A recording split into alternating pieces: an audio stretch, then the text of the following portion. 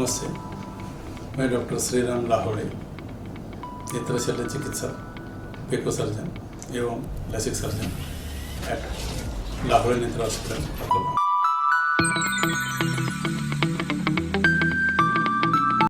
आज हम एक महत्वपूर्ण विषय पे चर्चा करेंगे और वो विषय है लसिक लेज़र ट्रीटमेंट या लसिक लेज़र ऑपरेशन। सबसे पहले हम ये देखेंगे कि लसिक लेज़र ट्रीटमेंट या ऑपरेशन किस प्रकार के मरीज पे किए जा सकते हैं।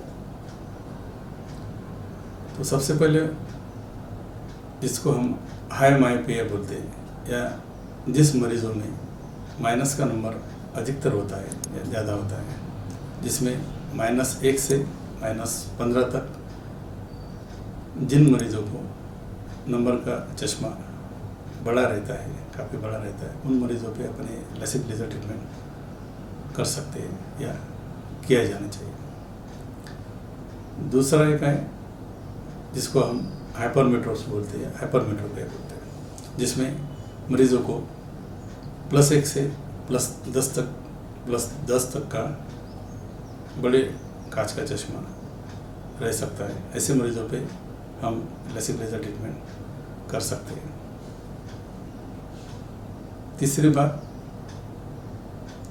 ये जो लसिक लेज़र ट्रीटमेंट है ये युवा पीढ़ी के लिए काफ़ी फायदेमंद है, जिसमें बहुत बार लड़के या लड़कियां जो 18 साल से 40 साल तक के हर मरीज के ऊपर जिनको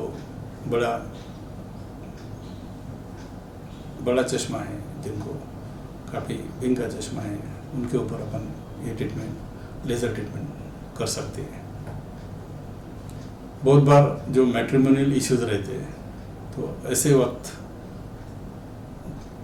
लड़के या लड़कियों के ऊपर जिनको चश्मा लगाने की ख्वाहिश नहीं रहती है, उनकी चश्मा लगाने की इच्छा नहीं रहती है, ऐसे वक्त हम ये लेज़र लसिक ट्रीटमेंट का इस्तेमाल कर सकते या करना चाहिए। दूसरा एक सोशल स्टिग्मा है या फिर सोशल टैबूज है, जिसमें बहुत बार पेशेंट को चश्मा लगाने में दिक्कत जाती है या थोड़ी सी शर्म आती है। ऐसे टाइम में हम ये लसिक लेज़र का ट्रीटमेंट का इस्तेमाल कर सकते हैं। और एक मुख्य बात है जिसमें बहुत बार यंगस्टर्स में या युवा पीढ़ी में एम्प्लॉयमेंट्स के टाइम में जब उनको मेडिकल फिटनेस में दिक्कत आती है, ऐसे टाइम में हम ये लेज़र लसिक ट्रीटमेंट का इस्तेमाल करके मरीज़ों का नंबर का चश्मा निकाल सकते हैं। जिसको भी चश्मे से छुटकारा होना या चश्मे से मुक्ति होना, उनके लिए हम ये लेज़र लसिक ट्रीटमेंट का इलाज कर सकते हैं। अब ये लेज़र लसिक ट्रीटमेंट करने के बारे में काफ़ी समाज में या लोगों में काफ़ी गलतफहमियाँ फैली हुई है। तो मैं आपको यही बताना चाहता हूँ कि लेज़र लसिक ट्रीटमेंट एकदम सरल ट्रीटमेंट है, काफ़ी इजी ट्रीटमेंट है। इसमें कोई ज़्यादा डरने की बात नहीं है। इसमें एक बार आपने लेज़र लसिक ट्रीटमेंट कर लिया तो आपको कभी चश्मा लगाने की ज़रूरत काफ़ी कम समय में पड़ती है या कभी कभार ही चश्मा लगाने में काम पड़ सकता है। एक आधे पेशेंट को कभी कभी -0.2 -0.25 या -0.5 का नंबर का चश्मा रहने की रिस्क कम ज़्यादा रह सकती है। दूसरी कोई उसमें ज़्यादा रिस्क रहने की संभावना नहीं रहती है। लेज़र लसिक करने के बाद में ट्रीटमेंट बहुत आसान है। 10 मिनट एक आँख पे और 10 मिनट दूसरे आँख पे ये ट्रीटमेंट किया जाता है। एक ही समय में हम दोनों आँख पे भी ट्रीटमेंट कर सकते हैं, उसमें कोई दिक्कत नहीं रहती। लेज़र लसिक ट्रीटमेंट करने के बाद में आधे घंटे में पेशेंट को हॉस्पिटल से छुट्टी मिलती है या डिस्चार्ज मिलता है। और लेज़र लसिक करने के बाद में तीसरे या चौथे दिन पेशेंट अपनी दिनचर्या पहले जैसी चालू कर सकता है। काफ़ी वरदान मान सकते हैं अपन इस लेज़र लसिक ट्रीटमेंट को, और काफ़ी फायदेमंद है। तीसरी बात हम देखेंगे कि लेज़र लेसिक में एक्चुअली क्या किया जाता है। तो लेज़र लेसिक ट्रीटमेंट, ये ट्रीटमेंट पूरी लेज़र मशीन से किया जाता है। काफ़ी वेल इक्विप्ड और एक्सपेंसिव सेटअप ये होता है।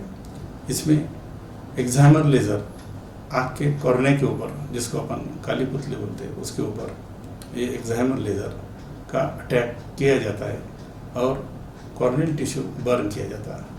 इसमें कोई जख्म नहीं रहती, कोई तकलीफ का काम नहीं रहता और पेनलेस सर्जरी है। इसमें कोई पेशेंट को दर्द होने की संभावना नहीं रहती। और मैं आपको बताना चाहता हूँ कि लेज़र लेसिक करने के बाद में अपन ने क्या केयर लेना चाहिए।